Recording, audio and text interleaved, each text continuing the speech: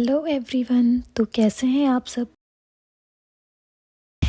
मैं यूट्यूब पे नई हूँ तो मुझे वीडियो बनाने का कोई एक्सपीरियंस नहीं है, बट जैसे मुझे आ रहा है मैंने बनाया है अपनी जर्नी बताने के लिए। तो जैसा कि मेरे थंबनेल में देखा होगा आपने कि लिखा है कि मैं कैसे एक सीएचओ से गवर्नमेंट नर्सिंग ऑफिसर बनी। तो जो भी मैं बताऊँगी वो मेरी रियल जर्नी है यहाँ तक पहुँचने में। तो जैसे ही मैंने अपना कोर्स कंप्लीट किया, मैंने एक प्राइवेट हॉस्पिटल ज्वाइन कर लिया और वहाँ मैं कुछ महीने जॉब कर रही थी। फिर आया सीएचओ का फॉर्म, मैंने फिल कर दिया और रिज़ल्ट आया, उसमें मेरा हो गया। फिर इसके बाद तो मैंने सीएचओ की जॉब ज्वाइन किया और यहीं से मेरी रियल जर्नी स्टार्ट होती है। ऐसा मैं इसलिए बोल रही हूँ क्योंकि सीएचओ की जॉब का जो मेरा स्टार्टिंग का एक्सपीरियंस था वो मेरे लिए बहुत ही बुरा था। क्योंकि मैं जब अपना सेंटर देखने गई कि कहाँ पे है, वो ऐसी जगह पे था तो मुझे अपने सेंटर तक पहुंचने के लिए बहुत ही स्ट्रगल करना पड़ता था क्योंकि कोई कन्वेंस नहीं था। विलेज के बहुत अंदर था मेरा सेंटर, तो इसलिए मुझे स्कूटी सीखना पड़ा जो कि मुझे नहीं आता था। क्योंकि मैं सेंटर पे टाइम पे पहुंच ही नहीं पाती थी क्योंकि कोई भी वो ऑटो वगैरह भी नहीं मिलता था कि मैं वहाँ पे पहुँच सकूँ। फिर मेरी जो पोस्टिंग भी थी वो मेरे घर से काफ़ी दूर थी, यानी अलग ज़िले में थी, जिसकी वजह से मुझे वहाँ रूम लेके रहना पड़ा। जो कि रूम भी मुझे बहुत ही मुश्किल से मिला था। वहाँ मुझे अकेले रहना पड़ता था, सारी चीज़ें मुझे अकेले मैनेज करनी पड़ती थी, अपनी डेली नीड की जो भी चीज़ें हैं। तो सही बताऊँ तो पोस्टिंग के पहले दिन ही मैं बहुत रोई थी। ऐसा लगा था कि बस आज ही सीएचओ की जॉब छोड़ दूँ, लेकिन नहीं छोड़ सकती थी क्योंकि 3 साल का बॉन्ड था।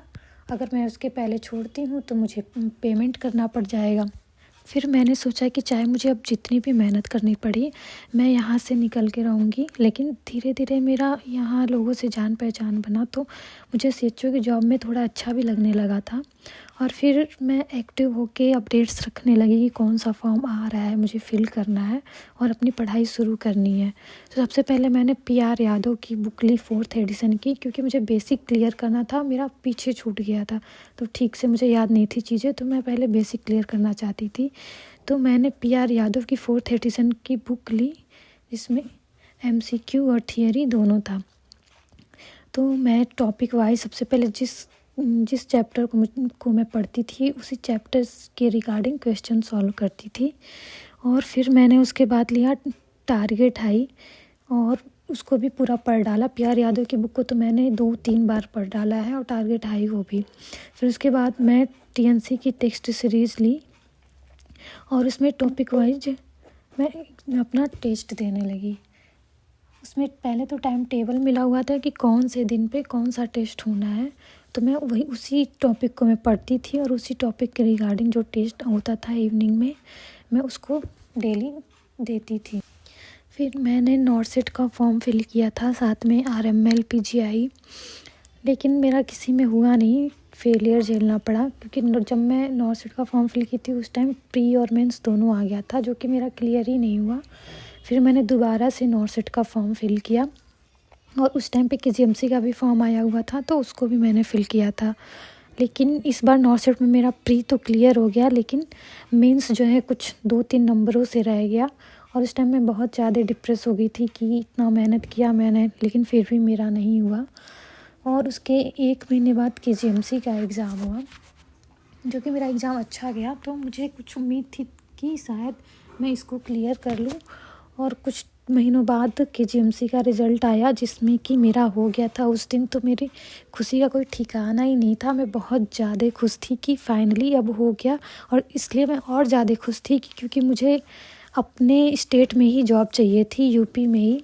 मैं सोचती थी या तो मुझे एसजीपीजीआई, केजीएमसी, आरएमएल या एम्स गोरखपुर, इन चारों में से कहीं भी हो जाए, जिसमें मुझे केजीएमसी मिला, जिससे मैं बहुत खुश हूँ। तो ये थी मेरी जर्नी कि कैसे मैं यहाँ तक पहुँची। और अगर आप लोग को ये वीडियो पसंद आई हो तो please like, share and subscribe करें। और आपको कोई भी क्वेश्चन पूछना हो तो आप पूछ सकते हैं, क्योंकि ऐसे मुझसे बहुत सारे बच्चे पूछते रहते हैं कि दीदी आपने कैसे पढ़ा, कैसे आप पढ़ाई करती थी। तो यही था मेरा। बाकी आगे मेरी वीडियो होगी कि एक गवर्नमेंट नर्सिंग ऑफिसर की सैलरी क्या होती है जानने के लिए आप लोग प्लीज़ मुझे फॉलो करिए, सब्सक्राइब करिए। ओके।